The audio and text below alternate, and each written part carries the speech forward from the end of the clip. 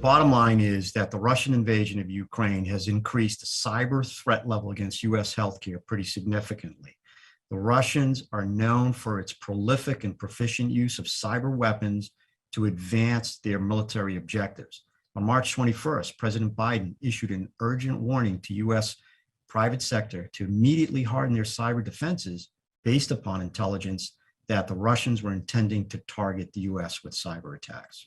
I think immediately hospitals need to identify all their internal and external third-party mission critical and life critical dependencies and really have in place business continuity plans and downtime procedures in the event they lose those services due to a disruptive Russian cyber attack against them.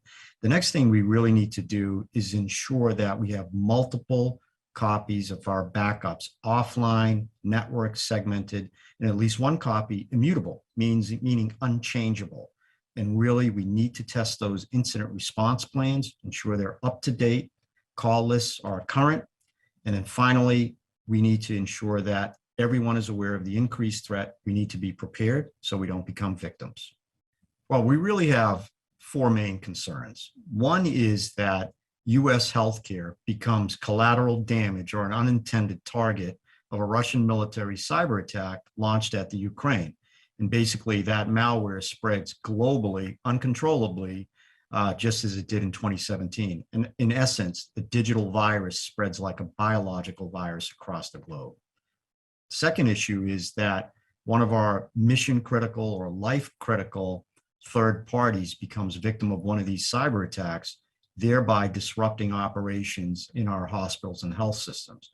Third issue is that there are many criminal gangs, criminal cyber gangs that are based in Russia or Russian speaking that have voiced support for the Russian Federation. In fact, one of them issued a public statement a couple of weeks back indicating they would retaliate against the West for any aggression by the US against Russia. And then ultimately the fourth thing is that we have to remember, we can't forget about all our other cyber adversaries that are out there, like China, Iran, and North Korea. They're not giving us a humanitarian pause right now. In fact, they're increasing targeting against us and increasing their cyber espionage campaigns.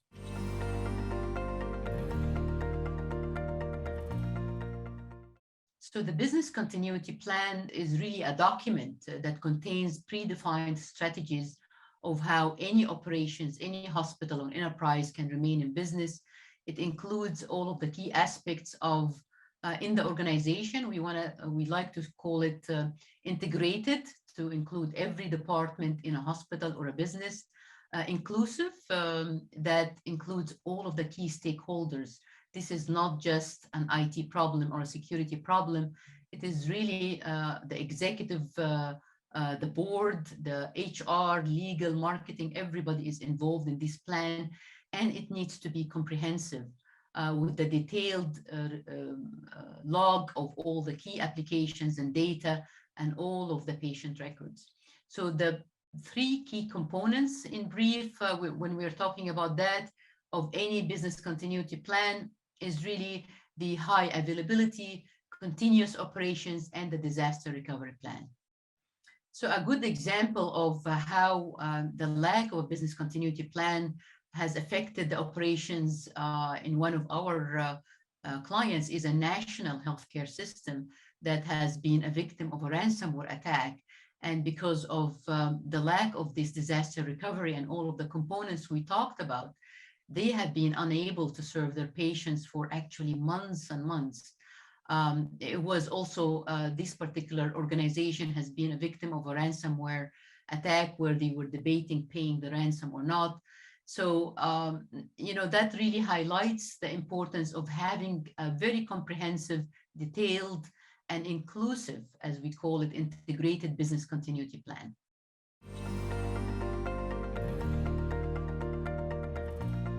From an organizational perspective, you really need to focus on resilience.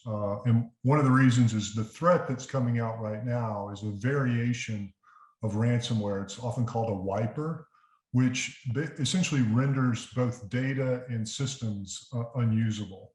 And this kind of attack can be controlled through ordinary security measures, except we have seen in the past that the adversary will use essentially a technique called a 0-day, which is a brand new vulnerability that you're not prepared for. And if they use that, you will probably incur some damage, at least on some of your systems. So you need to be prepared to go to downtime procedures and work without some of your computer systems in order to carry out your mission. Now, from an information security controls perspective, I always tell people you start with the directory. And the reason you start with the directory is that's where both your user and your administrator accounts are. And you should check your admin accounts, make sure that new ones aren't being created that you can't account for. Make sure that all the accounts have multi-factor authentication and that your service accounts don't have too much access and can't be commandeered. In addition to that, you should, most of us now run some version of advanced endpoint detection, which is great and will help you see malware fairly quickly. And finally, you should embark on what I call an adversarial security program, where you are in a constant state of testing your environment, especially that directory, which I said before, it could have all kinds of subtle flaws in it. This involves external penetration tests, which most of us do, and internal scanning and penetration testing if you have the resources to do that.